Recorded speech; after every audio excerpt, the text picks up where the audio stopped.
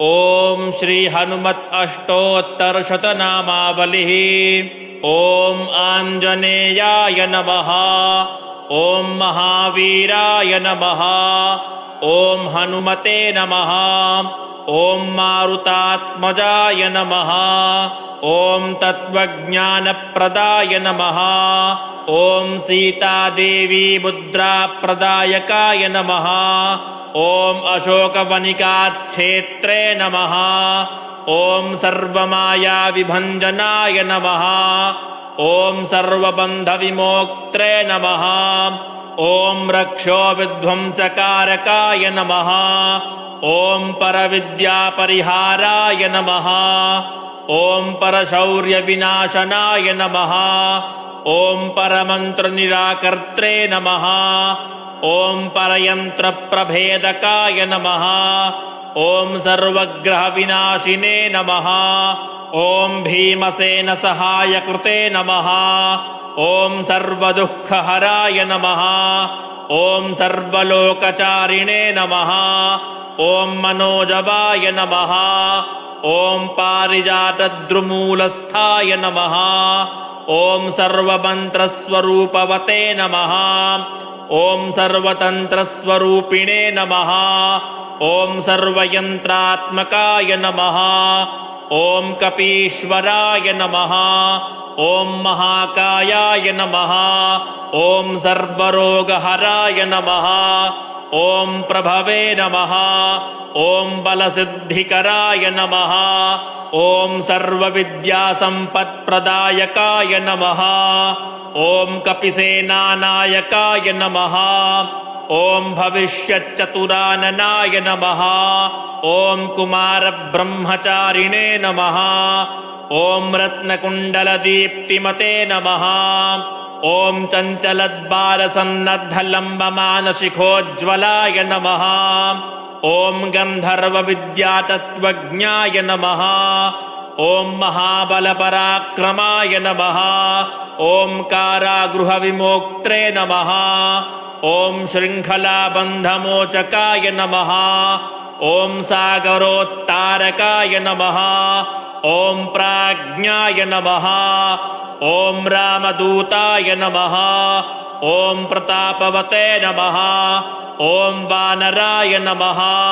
ओम केसरीसुताय नमः। ओम सीताशोकनिवारकाय नमः। ओम अंजनागर्भसम्भूताय नमः। ओम बालार्कसदृशाननाय नमः। ओम विभीषणप्रियकराय नमः। ओम दशग्रीवकुलान्तकाय नमः। ओम लक्ष्मणप्राणदात्रे नमः। ओम वज्रकायाय नमः। ओम महाद्युतये नमः। ओम चिरञ्जीविने नमः।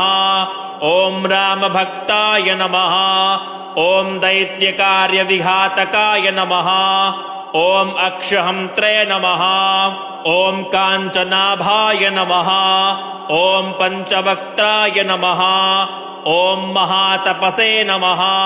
ओम लङ्किनीभञ्जनाय नमः। ओम श्रीमते नमः। ओम सिंहिकाप्राणभञ्जनाय नमः। ओम गन्धमादनशैलस्थाय नमः। ओम लङ्कापुरविदाहकाय नमः। ओम सुग्रीवसचिवाय नमः। ओम धीराय नमः। ओम शूराय नमः। ओम दैत्यकुलान्तकाय नमः। ओम सुरार्चिताय नमः। ओम महातेजसे नमः। ओम रामचूडामणिप्रदायकाय नमः। ओम कामरूपिणे नमः। ओम पिङ्गलाक्षाय नमः। ओम वार्धिमैनाकपूजिताय नमः। ओम कवलीकृतमार्तण्डमण्डलाय नमः। ओम विजितेन्द्रियाय नमः। ओम रामसुग्रीवसन्धात्रे नमः।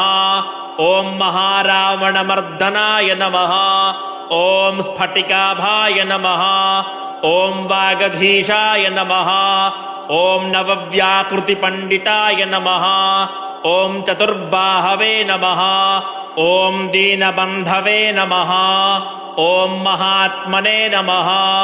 ॐ भक्तवत्सलाय नमः ॐ सञ्जीवननगाहर्त्रे नमः ॐ शुचये नमः ॐ वाग्मिने नमः ॐ दृढव्रताय नमः ॐ कालनेमिप्रमथनाय नमः ॐ हरिमर्कटमर्कटाय नमः ॐ दान्ताय नमः ॐ शान्ताय नमः ॐ प्रसन्नात्मने नमः ॐ शतकण्ठमदापहृते नमः ॐ योगिने नमः ॐ रामकथालोलाय नमः ॐ सीतान्वेषणपण्डिताय नमः ॐ वज्रदंष्ट्राय नमः ॐ वज्रनखाय नमः ॐ रुद्रवीर्यसमुद्भवाय नमः ॐ इन्द्रजित्प्रहितामोघब्रह्मास्त्रविनिवारकाय नमः ॐ पार्थध्वजाग्रसंवासिने नमः